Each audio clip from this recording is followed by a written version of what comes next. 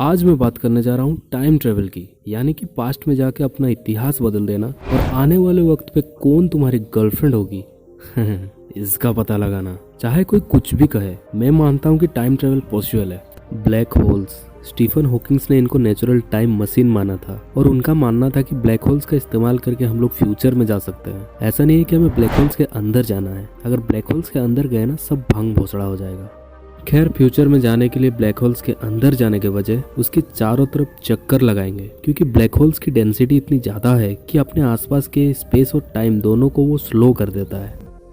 Example के तौर पे मान लो एक स्पेसशिप ब्लैक होल्स के चारों तरफ चक्कर लगा रही है और दूसरी उससे थोड़ी दूर उड़ रही है। जो लोग ब्लैक होल्स के पास वाली स्पेसशिप पे सफ़र कर रहे होंगे ना, उनकी उम्र दूसरी स्पेसशिप के लोगों से आधी रफ्तार से बढ़ेगी। नहीं समझे? थोड़ा और आसान बनाता हूँ।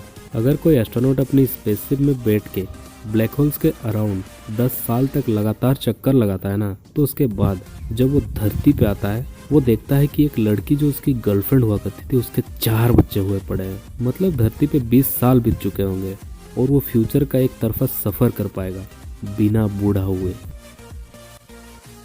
टाइम ट्रेवल का एक और तरीका है जिसे टिपलर सिलेंडर कहते हैं। इस थ्योरी को इजाद किया था अमेरिकन फिजिसिस्ट फ्रैंक जेड टिपलर ने। इस थ्योरी के अकॉर्डिंग अगर कोई भी ऑब्जेक्ट एक इनफाइनाइट लेंथ के हाइपोथेटिकल सिलेंडर के अराउंड रोटेट कर रहा है, तो वो वक्त में पीछे चला जाएगा, यानी कि पास्ट में। लेकिन ये टिपलर टाइम मशीन सुनने में जितना आसान लगता है, प्रैक्टिकली नामुमकिन है, क्योंकि इन्फिनिटी हमारे लिए अनअचीवेबल है।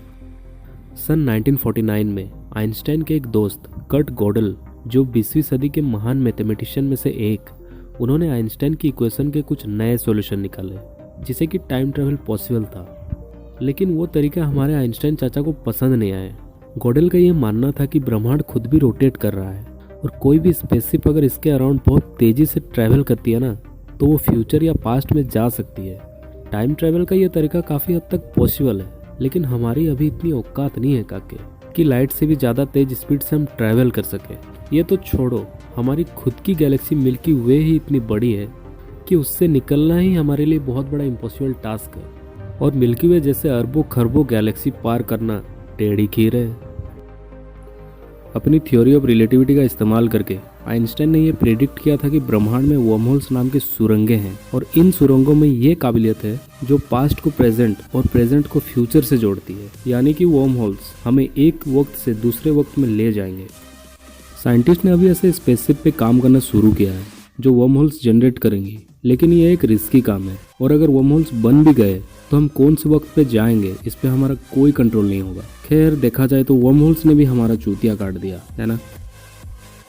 अगर हम लाइट की स्पीड से ट्रैवल करते हैं तो हमारे आसपास का समय धीरे होता जाएगा और ये ना दिमाग की भोसड़पंती। और अगर दिमाग में और ज़्यादा चुल मच रही हो और जानना चाहते हो ब्लैक होल्स के अंदर क्या है, तो कमेंट करो, इस पे डिटेल्स में वीडियो बनाएंगे। और अगर पहली बार टपके हो इस चैनल पे तो यार सब्सक्राइब करो, लाइक के बिना तो जाना ही नहीं है। मैं मिलता हूँ अगली वीडियो में, बाय।